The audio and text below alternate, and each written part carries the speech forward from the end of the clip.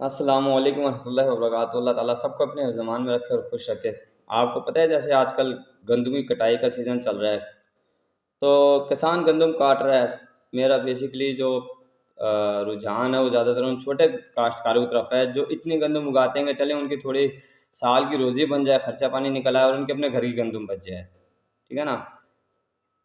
तो गंदम का जो रेट गवर्नमेंट ने निकाला है वो 3900 4000 निकाला है। ठीक है ना?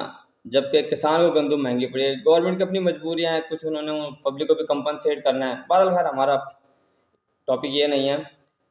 तो अब वो जो किसान है उसको 39 से 4000 रुपये में मेरा ख्याल है घर के दाने भी नहीं बच रहे होते बेचारे को ना। उसने डीजल भी महंगा खरीदा है, उसने बिजली महंगी खरीदी है पानी देने के लिए, उसने खाद भी महंगी खरीदी है, फिर उसकी अपनी मेहनत भी है।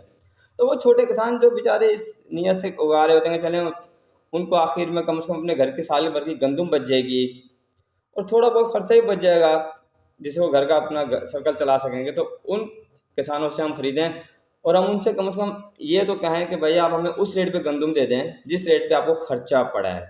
इतना हम कर सकते हैं। मेरे नज़दीक एक बेहतरीन सदका है निस्बतन उसके जो हम भिखारियों को भीख देते हैं या फिर वो जगह जगह स्टॉल लगे होते हैं जी सदका दें, सदका हज़ार बलाओं को टाल देता है। बाबा मेहनतकार को उसकी मजदूरी दे देना, मुशक्क़त करने वाले को उसकी मेहनत से ले देना बेहतरीन सदका है। मैं यही समझता हूँ। ठीक है ना? तो मैंने तो ऐसा ही किया है। जिससे मैंने खरीदनी थी मैंने कहा यार मुझे कोई इशू नहीं है, मैं आपसे 5 7 10 15 20 हज़ार रुपये कम पे गंदम लेके मेरा कोई घर का खजाना नहीं बढ़ जाना, मैंने कोई इमारतें नहीं खड़ी कर लेनी। तो आप बेहतर है मुझे उस रेट पे दें जिस पे आपको भी बचत आ जाए, आपके घर की भी गंदम बच जाए।